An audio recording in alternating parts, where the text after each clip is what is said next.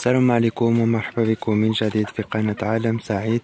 كنتمنى تكونوا بصحة جيدة وبألف خير إن شاء الله. إذا كنت أول مرة كتزور القناة ما تنساش تشترك في القناة وتفعل زر الجرس باش ديما كيوصلك الجديد ديالي، وما تنسوش شي لايك للتشجيع، شي تعليق زوين.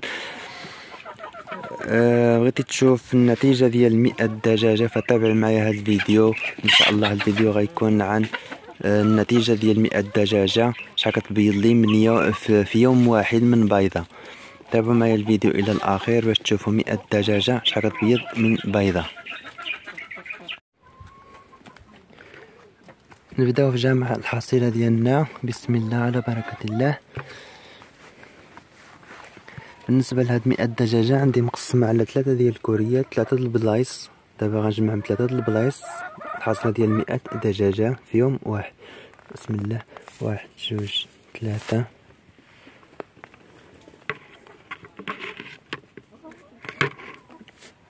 شاهد معايا الفيديو الى الاخير باش تشوف النتيجة ديال 100 دجاجة شحال كتبيض لي في يوم واحد.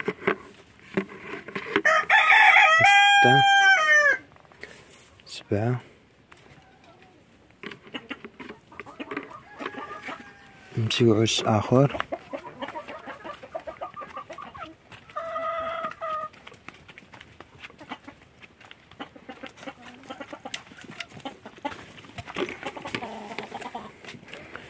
8 9.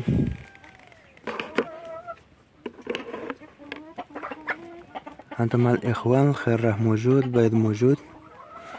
10 11.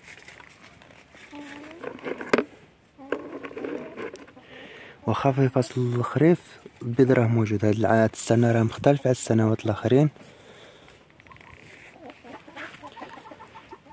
هاد السنة هادي راه مختلفة على السنوات الاخرين بزاف. 3 3 6 3 9 10 11 12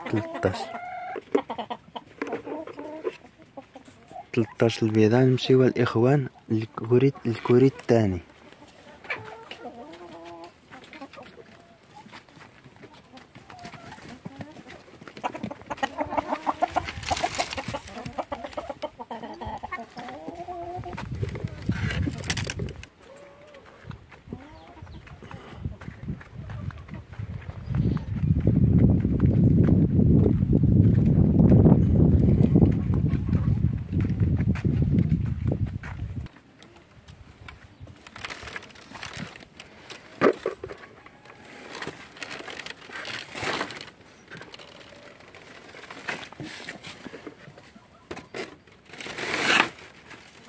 هذا هو الكوري الثاني اللي متواجدين به دابا.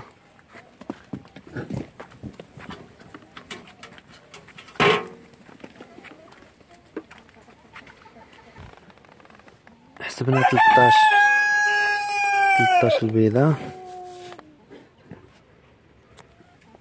14 15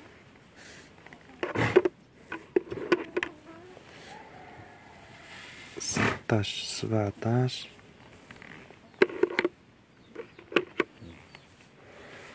18 19.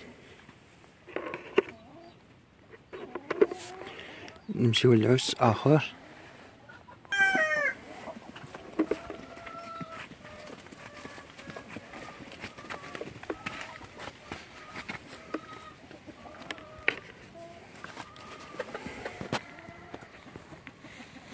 20 21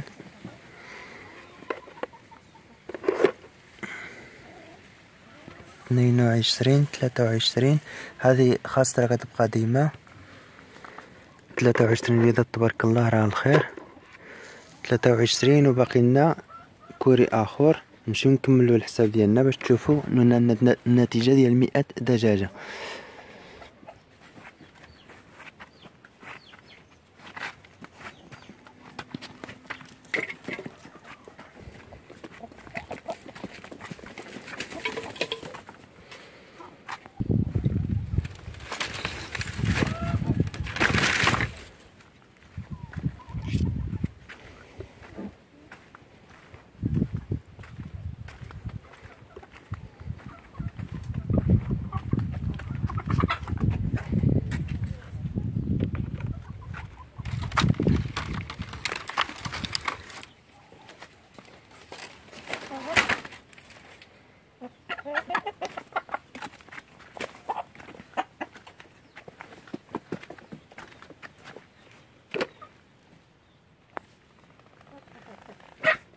حسبنا 23 بيضة، 24 25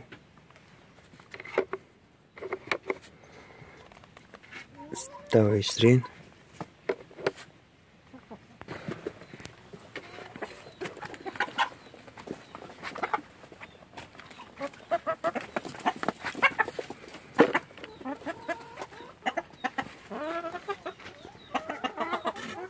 27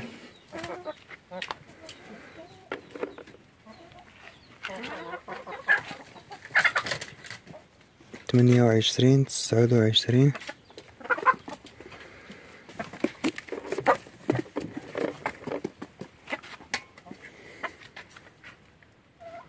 30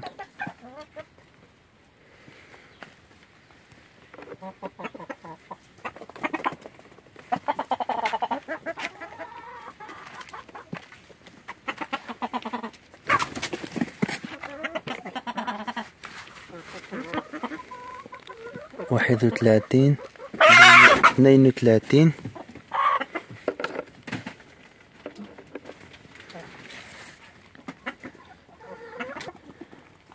هانتوما كما كتشاهدوا الاخوان، هانتوما كما شفتوا بعينيكم الحصيله اللي حصلنا عليها هي 32 بيضه من 100 دجاجه.